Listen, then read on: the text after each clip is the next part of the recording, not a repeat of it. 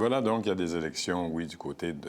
Bien, il y a des élections. Il y a des élections partout au Québec. À contre-cœur, Maud Dallaire se présente. On verra si elle a de l'opposition. Il paraît qu'il y a des rumeurs. On verra, comme dirait l'autre. Et du côté de la Prairie, bien, non seulement il y aura une élection, le maire Frédéric Galantet va se solliciter un nouveau mandat. On sait déjà qu'il y a de l'opposition. Et pour en parler, bien, il est avec nous, Frédéric Galantet. Bonjour, M. Galantet. Bonjour, M. Laramé. Vous allez bien? Ben oui, ça va bien. Moi, je ne suis pas en élection. Moi, je suis pas... mais j'en parle beaucoup, je vous avoue. Vous allez être en élection, vous sollicitez un second mandat. Effectivement, oui. Il y a 4 ans, vous aviez été élu de façon assez serrée de mémoire. Quelques centaines Quelques centaines de voix, oui, Ouais. Effectivement. Il y a 8 districts à la Prairie, donc il y a 5 de nos conseillers de notre parti Place aux citoyens qui sont rentrés, 3 de l'équipe de M. Donasser. Oui, c'est vrai, c'était Donasser à l'époque. C'était Donasser à l'époque. Depuis ce temps-là, il y a un de ses conseillers qui s'est joint à notre équipe. Il y en a une qui ne se représente pas, mais en tout cas, bref... Est-ce que tout le monde de votre équipe sont de retour? De retour? Oui, on a une conseillère qui a déménagé. Oui, qui a quitté. Donc, elle a quitté, effectivement, mais sinon, tous les autres sont de retour. Tous les autres sont là. Qu'est-ce qu'on retient d'un mandat à la mairie de la Prairie? On s'était vu, je pense que c'était l'an dernier. Un des enjeux majeurs que vous aviez, c'était vraiment au niveau du développement des infrastructures, parce qu'il y avait des problèmes d'alimentation d'eau, il y avait des problèmes aussi de rejet d'eau. Est-ce que ça a changé? Oui, beaucoup de choses ont changé depuis la dernière fois qu'on s'est vu. Qu'est-ce qu'on retient d'un premier mandat? Si je réponds à votre question, mais ce que je retiens d'un premier mandat, c'est que j'aime mon travail. J'aime mon travail. Vous aimez ça être maire de la Prairie? J'aime le contact avec les citoyens. J'aime la façon dont ça se passe au conseil municipal. J'aime la façon dont ça se passe avec la direction générale aussi. Mais avec les citoyens, comme vous le savez probablement, j'ai vraiment l'opportunité d'être proche des citoyens de la Prairie. Je fais les samedis du maire. Oui, ça fait 30 ans que vous êtes à la Prairie. Ça fait 30 ans que je fais la Prairie, oui. Mais les samedis du maire, je les ai commencés tout de suite après mon élection du mois de novembre en 2021. Depuis ce temps-là, c'est à peu près 500 citoyens qui sont venus me voir. Et pour ceux qui ne connaissent pas ça, samedi du maire, mais c'est tout simplement un rendez-vous de venir me rencontrer personnellement. Oui, c'est ça. Le premier samedi de chaque mois. Ce sont des rendez-vous d'une demi-heure. Vous savez, c'est pas tout le monde qui aime aller à une séance du conseil. C'est vraiment... C'est 30 minutes? Oui. Ah, ça, je ne savais pas. C'est 30 minutes par citoyen ou 30 par minutes? Citoyen. Ah, bon. 30 minutes par citoyen. OK. Parce qu'il y a d'autres maires, je pense à... Je vous avoue, chez moi, à Boucherville, le maire de Boucherville organise aussi des samedis du maire. Oui. Mais c'est habituellement dans une salle où il y a des fois une centaine de personnes qui sont là avec des élus. Alors, donc, des rencontres individuelles, je pense que c'est plus simple. Ça peut-être encourage les gens un peu plus à venir parler de leurs enjeux qui sont propres. Si on a la chance d'être réélu, on va d'ailleurs aussi instaurer les cafés des conseillers. Parce que c'est important pour nous d'être proches des citoyens. Moi, je le dis toujours, je magasine à la Prairie, je magasine au IGA, à la SAQ, à la Place La Citière, je magasine au marché des jardiniers, fait que je croise les gens, je parle beaucoup aux gens, je vais à des événements. Donc, comme je vous dis, ça se passe bien avec les citoyens. Et ça se passe bien aussi au conseil municipal, malgré le fait qu'au début, c'était peut-être un peu plus difficile. C'était un peu plus serré. Mais si je regarde depuis 4 ans, on a dû passer... Bien, vous savez, une ville fonctionne par résolution. Puis on a dû passer, écoutez, je ne sais même pas combien de résolutions, mais je vous dirais que... pas fait le calcul exact, mais probablement autour de 97-98 des résolutions qu'on a passées. À l'unanimité. À l'unanimité. Bien sûr. Parce que ce ne sont pas tous des enjeux politiques nécessairement. Non? Pas nécessairement, mais comme je dis, on a donc, à l'intérieur du Conseil, malgré les divisions politiques, on a appris à se respecter et à travailler ensemble. Donc, ça se passe bien au Conseil municipal. Et comme je disais tantôt aussi, c'est important, ça se passe bien avec l'appareil municipal.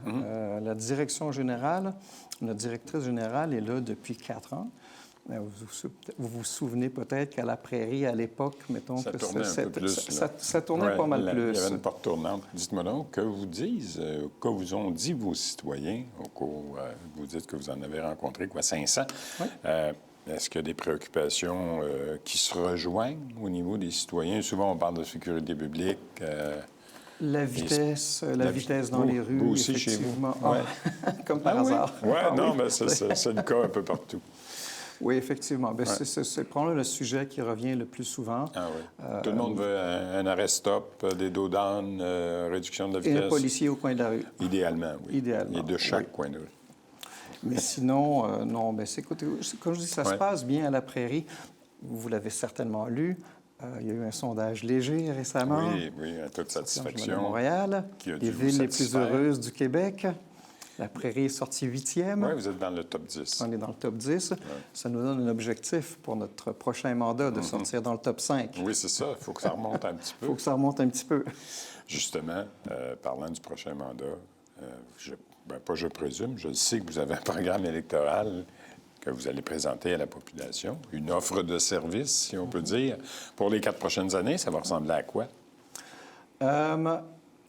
La priorité...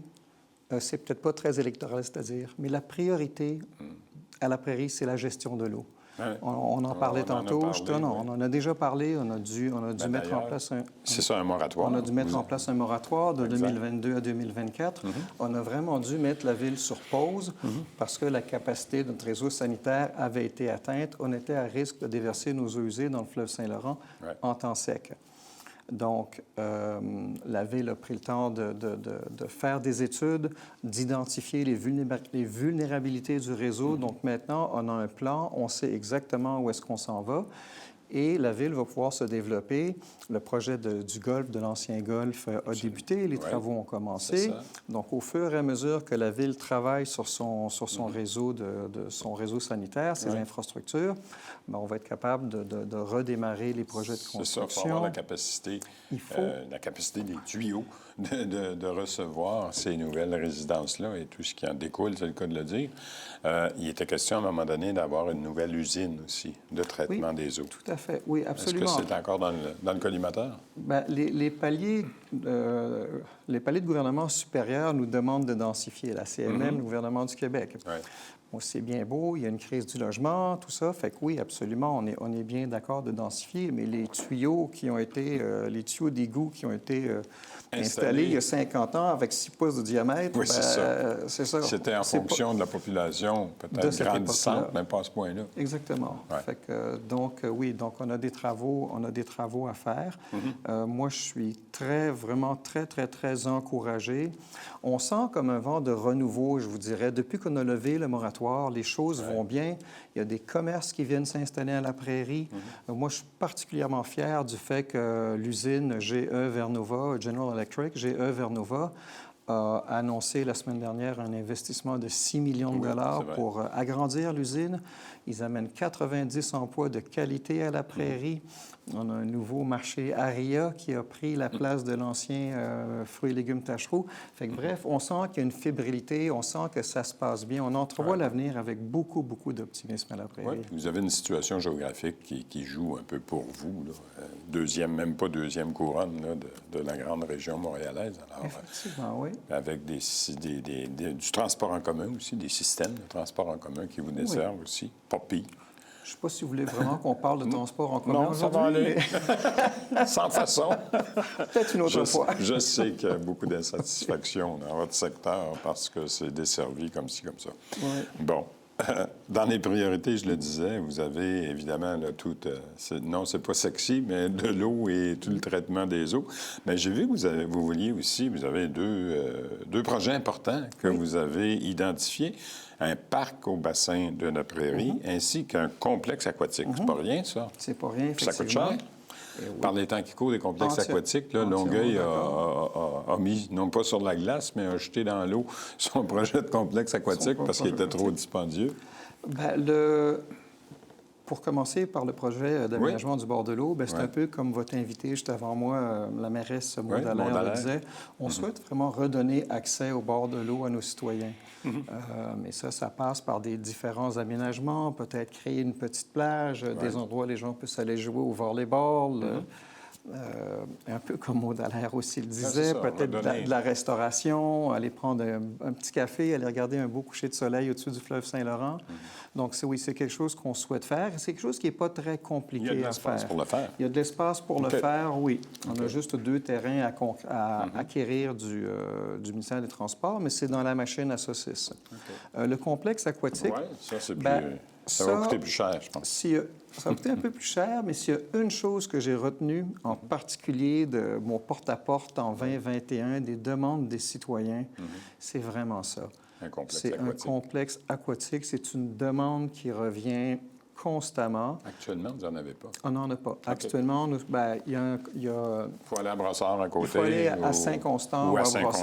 Brossard. Ouais. Jean de la Menaye, ils ont une piscine, mais y accéder, c'est bonne chance. Donc, on a déjà entamé des discussions avec des partenaires. OK.